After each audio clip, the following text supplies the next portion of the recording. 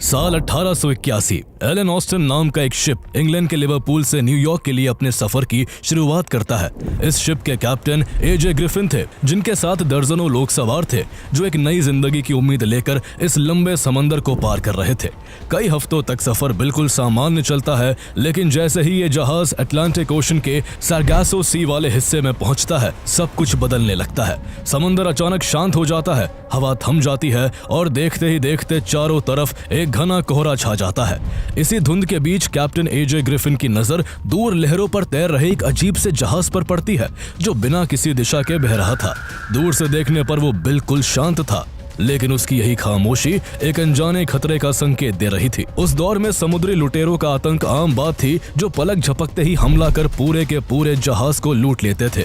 इसलिए captain Griffin को शक होता है कि कहीं इसे समुद्री डाकुओं ने तो नहीं लूट लिया। लेकिन जैसे ही वो इसकी जांच के लिए अपने कुछ क्रू मेंबर्स के साथ उस जहाज तक पहुंचते हैं, वहां का नजारा देख उनके रोंगटे खड़े हो जाते हैं। जहाज पर मौजूद सारा कीमती सामान बिल्कुल सुरक्षित ढंग से रखा था, लेकिन यहाँ इंसान का कोई नामो निशान नहीं था। ना कोई लाश थी और ना ही कोई संघर्ष के निशान। ऐसा लग रहा था जैसे पूरा का पूरा क्रू अचानक हवा में गायब हो गया हो। कैप्टन ग्रिफिन को यह बात काफी अजीब लगती है कि अगर किसी ने हमला किया होता तो लूटपाट होती, या अगर कत्ल हुआ होता तो कुछ तो निशान होते, लेकिन यहाँ तो ऐसा कुछ भी नहीं था। उस जहाज के कीमती सामान के लालच और जिज्ञासा के बीच फंसकर कैप्टन ग्रिफिन उस लावारिस जहाज को एलन ऑस्टिन के साथ खींचकर अपने साथ ले जाने का फैसला करते हैं और अपने क्रू के कुछ एक्सपीरियंस लोगों को उस जहाज पर तैनात कर देते हैं। अब एलन ऑस्टिन आगे था और पीछे पीछे वो लावारिस रहस्यमयी जहाज चल रहा था। कुछ समय तक सब कुछ सामान्य रहता है, लेकिन फिर अचानक मौसम करवट बदल लेता है और एक भयानक समुद्री तूफान दोनों जहाजों को अपनी चपेट में ले लेता है। कोहरा इतना घना हो जाता है कि कुछ भी दिखाई नहीं देता। कुछ देर बाद जैसे ही तूफान थमता है और कैप्टन ग्रिफिन पीछे देखते हैं तो उनके होश उड़ जाते हैं, क्योंकि उनके पीछे चल रहा वो दूसरा जहाज गायब हो चुका था। ग्रिफिन कई दिनों तक उस जहाज की तलाश करते रहते हैं और आखिरकार वो जहाज उन्हें एक बार फिर दिखाई देता है। लेकिन इस बार जो नजारा सामने आता है वो और भी डरावना होता है, क्योंकि जहाज फिर से खाली था और इस बार ग्रिफिन के अपने भेजे हुए एक्सपीरियंस क्रू मेंबर्स भी बिना किसी निशान के गायब हो चुके थे। लेकिन कैप्टन ग्रिफिन फिर भी हार नहीं मानते और एक बार फिर अपने कुछ लोगों को उस जहाज पर भेज देते हैं। लेकिन इस बार वो जहाज हमेशा के लिए गायब हो जाता है और उसके साथ गए लोग भी कभी वापस नहीं लौटते। जिस जगह ये रहस्यमयी घटना हुई थी उसे बरमूडा ट्रायंगल के नाम से जाना जाता है। ये इलाका करीब 5 लाख स्क्वायर माइल्स में फैला हुआ है और अमेरिका के साउथ ईस्ट कोस्ट पर फ्लोरिडा, नॉर्थ में बरमूडा आइलैंड और साउथ में पुर्तो रिको को जोड़ते हुए समंदर के बीच एक खतरनाक ट्रायंगल बनाता है। बरमूडा ट्रायंगल में घटने वाली एलन ऑस्टिन की वो कहानी इकलौती नहीं है, बल्कि ये तो उस खौफनाक रहस्य की महज एक छोटी सी झलक है जो आज भी लोगों के रोंगटे खड़े कर देती है। यहाँ सदियों से चली आ रही खौफनाक घटनाओं की वजह से बरमूडा ट्रायंगल को Devil's Triangle, the Isle of Devils, Twilight Zone और लिम्बो ऑफ द लॉस्ट जैसे नामों से भी जाना जाता है। तो आइए आज उस खौफनाक रहस्य में गहरा उतरते हैं और समझने की कोशिश करते हैं कि आखिर बरमूडा ट्रायंगल का वो सच क्या है जिसने सैकड़ों सालों से इंसान की जिज्ञासा और डर दोनों को जिंदा बनाए रखा है। यहाँ से गुजरने वाले लोग, शिप्स और एरोप्लेन्स आखिर कहाँ और क्यों गायब हो जाते हैं? क्या यहाँ हुई डरावनी घटनाओं के पीछे सिर्फ समंदर का मिजाज जिम्मेदार है, या फिर यहाँ कुछ ऐसा घटता रहा है जो हमारी समझ से कोसों दूर है? इतिहास के पन्नों को अगर पलट कर देखें तो बरमूडा ट्रायंगल की पहली रिटन मिस्ट्री आज से करीब 534 साल पहले साल 1492 में मिलती है, जब दुनिया के सबसे महान एक्सप्लोरर्स में से एक क्रिस्टोफर कोलंबस अपने जहाजों के साथ नई दुनिया की तलाश में निकले थे। उनका मकसद भारत पहुंचना था, लेकिन अनजाने में उन्होंने अमेरिका की खोज कर ली थी। अपनी इसी हिस्टोरिक जर्नी के दौरान कोलंबस का सामना उस रहस्यमय इलाके से हुआ जिसे आज बरमूडा ट्रायंगल के नाम से जाना जाता है। यहाँ से गुजरने के दौरान कोलंबस ने कुछ अजीबोगरीब और रोंगटे खड़े कर देने वाली घटनाओं को नोटिस किया था। कोलंबस अपने सफर की अहम घटनाओं को अपनी डायरी में दर्ज करते थे और उन्होंने बरमूडा ट्रायंगल से गुजरने के दौरान भी जो देखा वो सब अपनी डायरी में लिखा। उन्होंने लिखा कि जैसे ही उनके जहाज इस एरिया में पहुंचे तो मौसम अचानक से खौफनाक हो गया। उनके कंपास की सुइयां पागलों की तरह घूमने लगी, जैसे किसी अनजानी ताकत ने दिशा को ही बिगाड़ दिया हो। कभी रात के घने अंधेरे में उन्हें दूर होराइजन पर कुछ मिस्टीरियस लाइट्स दिखाई दी, तो कभी समंदर के बीचों बीच सफेद पानी के अजीबोगरीब धब्बे नजर आए। लेकिन सबसे भयानक नजारा तब सामने आया जब उन्होंने अपनी आंखों से आग का एक विशाल गोला आसमान से सीधे समंदर की गहराई में गिरते हुए देखा। इस अजीबोगरीब वाकये के बाद जब वो और आगे बढ़े तो उनके जहाजों का सामना मीलों तक फैली समुद्री घास और झाड़ियों के ऐसे कालीन से हुआ जिसने समंदर के एक बड़े हिस्से को ढक रखा था। इस कालीन की परत कुछ जगहों पर इतनी मोटी थी कि कोलंबस के जहाजों के लिए उसे चीरकर आगे बढ़ना लगभग असंभव हो गया था। जहाज उस घास के जाल में इस तरह फंस रहे थे जैसे कोई उन्हें नीचे से पकड़ रहा हो। कोलंबस के क्रू मेंबर्स को डर सताने लगा था कि ये घास उन्हें धीरे धीरे खींचकर महासागर की गहराइयों में डुबो देगी। लेकिन फिर किसी तरह बहुत मुश्किलों को पार कर कोलंबस का जहाज उस जाल से बाहर निकलने में कामयाब हो गया था। कोलंबस के बाद भी इस इलाके से जुड़ी ऐसी घटनाएं सामने आती रही जो और भी ज्यादा डरावनी थी। 16th and 17th सेंचुरीज के दौरान जब जहाजों के बेड़े इस इलाके से गुजरते थे तो सेलर्स के बीच ये धारणा बन गई थी कि इस इलाके में शैतानों का वास है। उस दौर के पुराने नक्शों और सेलर्स की डायरीज में दर्ज है कि कैसे शांत समंदर में अचानक साफ मौसम के बावजूद तेज हवाएं चलने लगती थी और पानी के नीचे से ऐसी डरावनी आवाजें आती थी जैसे कोई विशाल समुद्री दानव जहाजों को अपनी ओर खींच रहा हो। उस दौर में कई जहाज इस इलाके से ऐसे गायब हुए कि उनका फिर कभी कोई नामो निशान नहीं मिला। दुनिया के मन में यह खौफ बैठ गया कि समुद्री सरहद के पार जाने का मतलब अपनी जान से हाथ धो बैठना है। इसी तरह 1779 में American freedom fighter Thomas lynch junior और उनकी पत्नी इसी इलाके में रहस्यमय तरीके से गायब हो गए और उनका फिर कभी कोई सुराग नहीं मिल पाया। साल 1840 में रोजली नाम की एक फ्रेंच शिप भी इस बरमूडा ट्रायंगल से अचानक लापता हो गया। हफ्तों की खोज के बाद जब वो जहाज मिला तो वो बिल्कुल सही सलामत हालत में था। उस पर लदा कीमती सामान भी एकदम सुरक्षित था, लेकिन उस जहाज पर एक भी इंसान नहीं मिल सका। हैरानी की बात यह थी कि पूरे जहाज में सिर्फ एक पिंजरे में बंद कैनरी बर्ड, एक बिल्ली और कुछ मुर्गियां जिंदा बची थी और उसके अलावा वहां बिल्कुल सन्नाटा पसरा हुआ था जो इस रहस्य को और भी गहरा कर देता है। इसके सालों बाद 1881 में एलन ऑस्टिन वाली घटना घटी जिसने सभी को सोचने पर मजबूर कर दिया कि आखिर इस समंदर में ऐसा क्या है जो जहाजों और इंसानों को बिना कोई निशान छोड़े निकल जाता है। लेकिन कुछ सालों बाद समंदर के इसी हिस्से में फिर से एक ऐसी घटना घटी जिसने अमेरिका की नेवी को भी हिला कर रख दिया।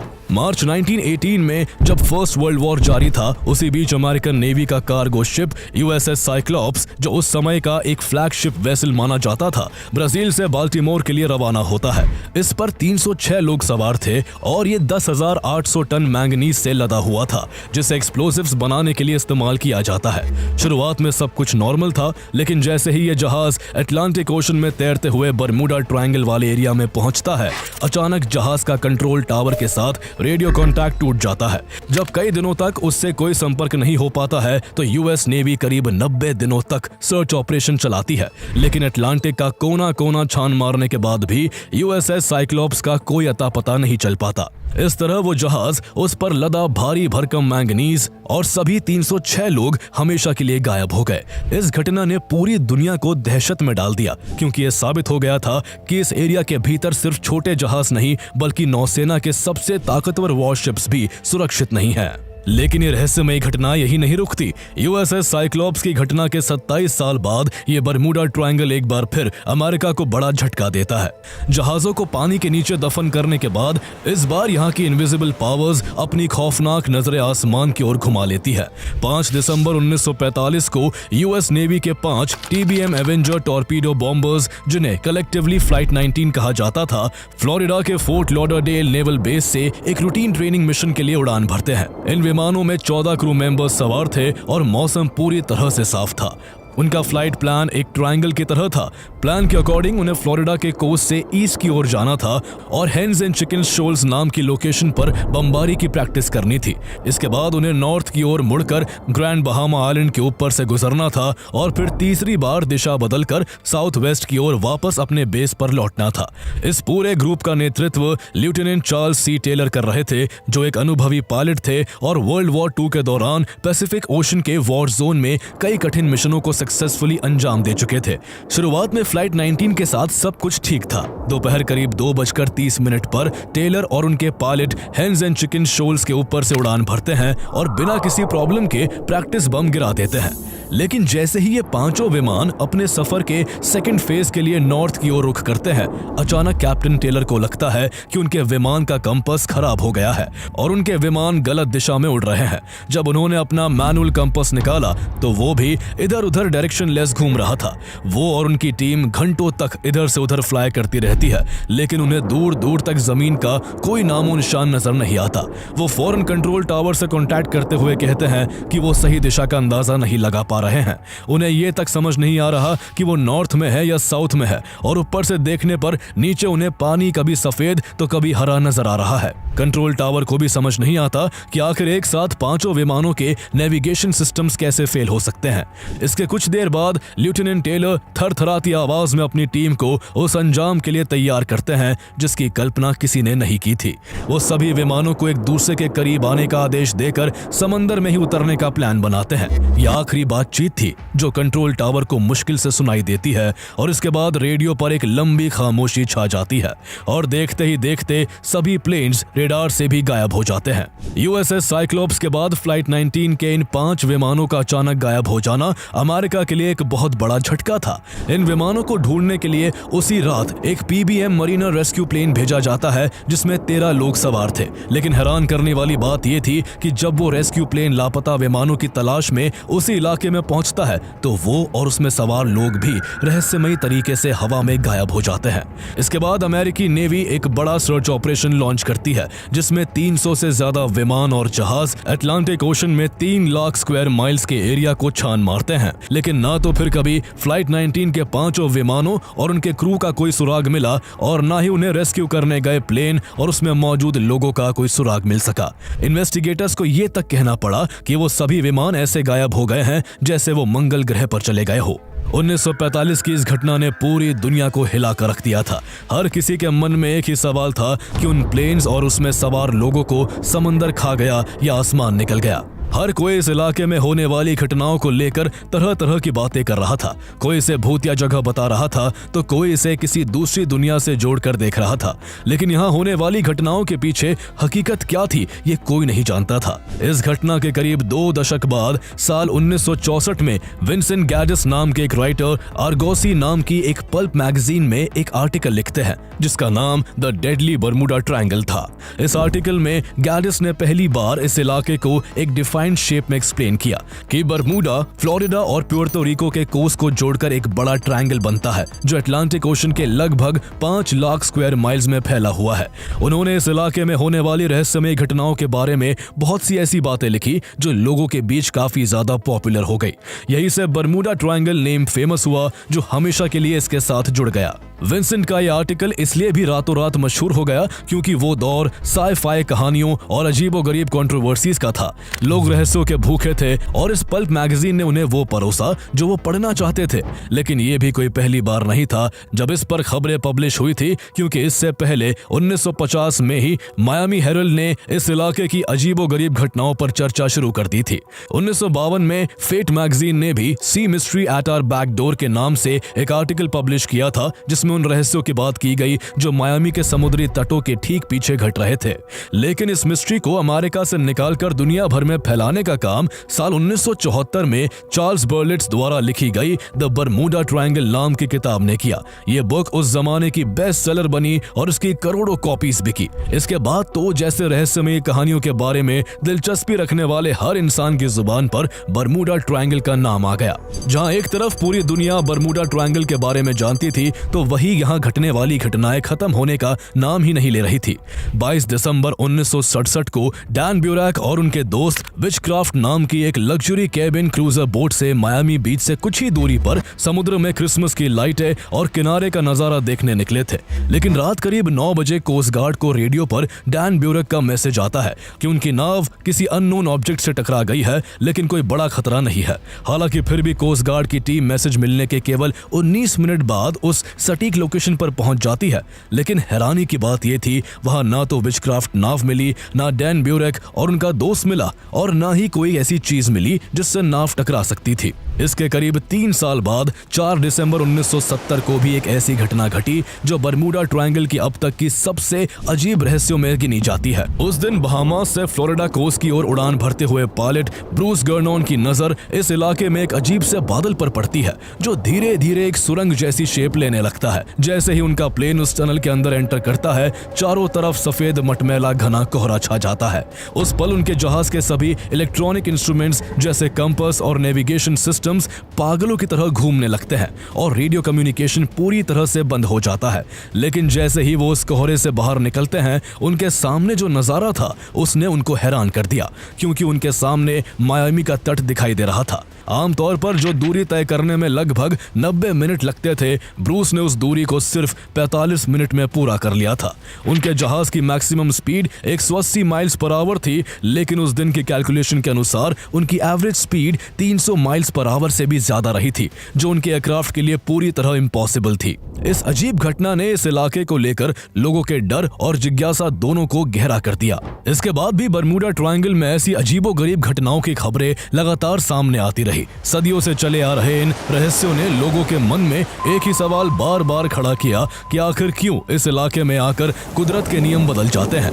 इसी सवाल के जवाब में समय के साथ कई थ्योरी सामने आई, जिनमें से कुछ इतनी अजीब है कि उन्हें सुनकर किसी का भी दिमाग चकरा जाए। कुछ थ्योरिस्ट का मानना है कि बरमूडा ट्रायंगल में एक वार्म होल मौजूद है, यानी एक ऐसा दरवाजा है जो सीधे किसी दूसरी डायमेंशन या पैरेलल यूनिवर्स तक जाता है। इस थ्योरी के मुताबिक जो भी जहाज या विमान यहाँ गायब होते हैं वो नष्ट नहीं होते और न ही उनमें मौजूद लोग मरते हैं, बल्कि वो इस वार्म होल के जरिए एक दूसरी दुनिया में चले जाते हैं और फिर वहीं पर हमेशा के लिए फंस कर रह जाते हैं। ये ख्याल ही अपने आप में इतना डरावना है कि कोई भी इंसान सिहर उठे। वहीं दूसरी तरफ सदियों पुरानी कहानियों में इस इलाके को लेकर एक और डरावना दावा किया जाता रहा है कि यहाँ किसी विशाल सी मॉन्स्टर का बसेरा है। कहा जाता है कि ये क्रीचर इतना ताकतवर है कि गुजरते हुए जहाजों को अपने चंगुल में फंसाकर उन्हें पूरा का पूरा निगल जाता है, और यही वजह है कि कई जहाज बिना कोई निशान छोड़े हमेशा के लिए गायब हो जाते हैं। लेकिन अगर कहीं कॉन्स्पिरेसी थ्योरीज का जिक्र हो और एलियंस की बात ना आए, ऐसा हो नहीं सकता। बहुत से लोगों का मानना है कि बरमूडा ट्रायंगल असल में एलियंस का एक सीक्रेट बेस है। यहाँ अक्सर यूएफओस देखे जाने की बातें की जाती रही है। माना जाता है कि एलियंस इंसानों और उनकी टेक्नोलॉजी को स्टडी करने के लिए उन्हें यहाँ से अगवा कर लेते हैं। बहुत से लोगों का मानना है कि बरमूडा ट्रायंगल के आसमान में दिखाई देने वाली मिस्टीरियस लाइट्स किसी नेचुरल फिनोमिनन नहीं, बल्कि दूसरे ग्रहों से आने जाने वाले स्पेसक्राफ्ट्स का संकेत है। लेकिन सबसे ज्यादा हैरान करने वाली थ्योरी एटलांटिस से जुड़ी है। कुछ कॉन्स्पिरेसी थ्योरिस्ट का मानना है कि बरमूडा ट्रायंगल के नीचे कोई साधारण समुद्री तल नहीं, बल्कि हजारों साल पहले डूबा हुआ एटलांटिस का प्राचीन शहर मौजूद है। इस थ्योरी को तब और बल मिला जब 1968 में बहामास के पास बिमिनी आइलैंड के तट पर समुद्र के नीचे पत्थरों का एक अजीबोगरीब स्ट्रक्चर मिला, जिसे बिमिनी रोड कहा जाता है। इस थ्योरी के सपोर्टर्स का दावा है कि ये प्राचीन सिविलाइजेशन के अवशेष हैं और यहाँ आज भी एटलांटिस के वो पावरफुल एनर्जी क्रिस्टल्स एक्टिव हैं जो कभी उस सिविलाइजेशन को पावर देते थे। माना जाता है कि ये क्रिस्टल्स आज भी समय समय पर स्ट्रॉन्ग इलेक्ट्रोमैग्नेटिक बीम्स छोड़ते हैं जो यहाँ से गुजरने वाले एयरक्राफ्ट्स और शिप्स के नेविगेशन सिस्टम्स को फेल कर देते हैं और उन्हें रास्ता भटकाकर समंदर में खींच लेते हैं। इसके अलावा कुछ लोग यहाँ होने वाली अजीबोगरीब घटनाओं के पीछे अमेरिकन गवर्नमेंट का हाथ भी मानते हैं। उनके मुताबिक इस इलाके में एरिया 51 जैसी कोई सीक्रेट गवर्नमेंट फैसिलिटी मौजूद है और अमेरिकी सरकार यहाँ कुछ सीक्रेट एक्सपेरिमेंट्स कंडक्ट कर रही है। इस थ्योरी के मुताबिक अमेरिकी सरकार अपने एक्सपेरिमेंट्स को छुपाने के लिए जानबूझकर यहाँ से गुजरने वाले जहाजों और विमानों को गायब कर देती है ताकि उनके राज कभी बाहर न आ सके। हालांकि बरमूडा ट्रायंगल को लेकर जितनी भी ये डरावनी थ्योरी सामने आती है, साइंटिस्ट और एक्सपर्ट्स उन्हें महज अर्बन लेजेंड्स यानी मनगढ़ंत कहानियां मानते हैं। इन दावों को चैलेंज करने के लिए 1975 में फेमस राइटर लैरी कूशे ने the Bermuda triangle mystery solve नाम की एक बुक लिखी।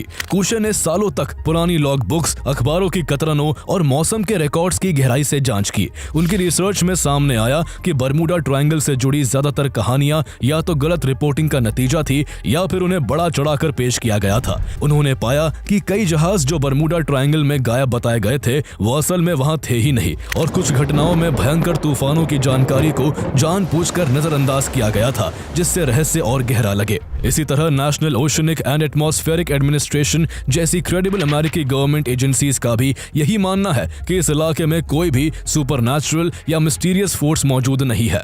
उनके अनुसार समंदर हमेशा से ही इंसानों के लिए अनप्रेडिक्टेबल और खतरनाक रहा है, और जब bad weather, strong ocean currents या नेविगेशन एरर्स जैसी सिचुएशंस बनती है तो हादसे होना असामान्य नहीं है। साइंटिस्ट मानते हैं कि बरमूडा ट्रायंगल में हुई कई घटनाएं वाकई अनयूजुअल लगती है, लेकिन उनके पीछे पूरी तरह साइंटिफिक कारण है। इन्हीं में से एक popular scientific theory electromagnetic disturbance की है। माना जाता है कि इस इलाके में मौजूद मैग्नेटिक वेरिएशंस जहाजों और विमानों के कंपास और नेविगेशन सिस्टम्स को कंफ्यूज कर सकते हैं, जिससे दिशा का अंदाजा गलत हो जाता है। दरअसल पृथ्वी पर दो तरह के नॉर्थ होते हैं, एक ज्योग्राफिक नॉर्थ जो मैप्स में दिखाया जाता है, और दूसरा मैग्नेटिक नॉर्थ जिसकी ओर कंपास की सुई इशारा करती है। इन दोनों के बीच के फर्क को मैग्नेटिक वेरिएशन कहा जाता है। आमतौर पर नेविगेटर इस फर्क को कैलकुलेट करके सही दिशा तय करते हैं, लेकिन बरमूडा ट्रायंगल के कुछ हिस्सों में ज्योग्राफिक नॉर्थ और मैग्नेटिक नॉर्थ ऑलमोस्ट एक ही लाइन में आ जाते हैं, जिसे एगोनिक लाइन कहा जाता है। पुराने समय में सेलर्स को इस बदलाव की सही समझ नहीं थी, इसलिए वो कंपास रीडिंग को सीधे मानकर चल पड़ते थे और रास्ता भटक जाते थे। ऐसे में असली समस्या किसी रहस्यमयी ताकत की नहीं बल्कि ह्यूमन कैलकुलेशन की थी। इसके अलावा एक साइंटिफिक थ्योरी ये भी है कि समुद्री तल के नीचे मीथेन गैस के विशाल भंडार मौजूद है। जब ये गैस अचानक किसी ज्वालामुखी की तरह फटती है तो पानी के अंदर अरबों छोटे छोटे बबल्स बन जाते हैं, जिससे पानी की डेंसिटी अचानक कम हो जाती है।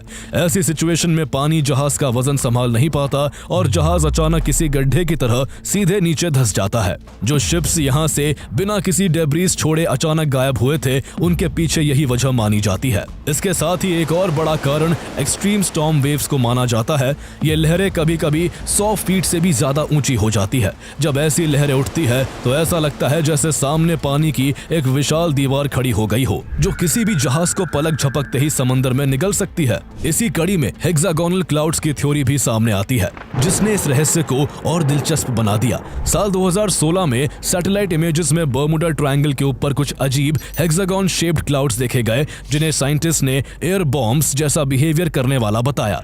जब ये क्लाउड्स टूटते हैं तो इनमें से करीब 270 किलोमीटर पर आवर की रफ्तार से तेज हवा नीचे की ओर गिरती है, जो समुद्र की सतह पर पावरफुल इंपैक्ट पैदा करती है। ये हवा इतनी ताकतवर हो सकती है कि शिप्स को अनस्टेबल और प्लेन्स के फ्लाइट पाथ को अचानक बदल सकती है।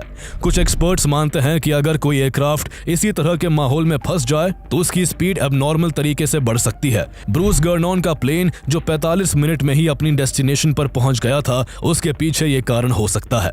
लेकिन इन सभी थ्योरीज के बावजूद national oceanic and atmospheric administration के अनुसार बरमूडा ट्रायंगल में होने वाले हादसों की संख्या दुनिया के किसी भी दूसरे बिजी सी रूट से ज्यादा नहीं है। लॉयड्स ऑफ लंदन जैसी बड़ी मरीन इंश्योरेंस कंपनीज का डेटा भी यही बताता है कि इस रूट को लेकर कोई एक्स्ट्रा रिस्क फैक्टर नहीं माना जाता, इसलिए यहाँ से गुजरने वाले जहाजों से कोई एक्स्ट्रा इंश्योरेंस प्रीमियम नहीं लिया जाता। यहाँ तक कि यूएस कोस्ट गार्ड भी बरमूडा ट्रायंगल को किसी रहस्यमयी जोन के तौर पर ऑफिशियली रिकॉग्नाइज नहीं करता। अगर इसे नक्शे पर देखा जाए तो इसकी कोई फिक्स्ड या क्लियरली डिफाइंड बाउंड्री भी नजर नहीं आती, जिससे ये साफ होता है कि बरमूडा ट्रायंगल का डर जितना कहानियों में बड़ा दिखता है, हकीकत में उतना ठोस नहीं है। दिलचस्प बात यह है कि बरमूडा ट्रायंगल ही दुनिया का इकलौता ऐसा इलाका नहीं है जहां इस तरह की रहस्यमयी घटनाएं होती है। पैसिफिक ओशन में जापान के पास मौजूद ड्रैगन ट्रायंगल में भी कई जहाजों और विमानों के गायब होने की घटनाएं घटी है, लेकिन उस पर उतनी चर्चा नहीं होती क्योंकि उस पर ना तो हॉलीवुड मूवीज बनी है और ना ही नॉवेल्स लिखे गए हैं। इस तरह भारत के ओडिशा के अमरदा रीजन में भी कुछ इसी तरह की अजीब घटनाओं की बातें सामने आती रही है, जिसे ओडिशा का बरमूडा ट्रायंगल भी कहा जाता है। हैरानी की बात यह है कि ये तीनों इलाके लगभग एक ही लैटिट्यूड लाइन पर लोकेटेड है, जो इस पूरे रहस्य को और भी दिलचस्प बना देता है। ऐसे में देखा जाए तो बरमूडा ट्रायंगल कोई जादुई या शापित जगह नहीं, बल्कि अनप्रेडिक्टेबल वेदर, ओशन करंट्स और नेचुरल फिनोमेना का एक कॉम्बिनेशन है। फर्क सिर्फ इतना है कि बाकी जगहों की घटनाएं खबर बनकर रह जाती है, जबकि बरमूडा ट्रायंगल की घटनाएं कहानियां बन जाती है।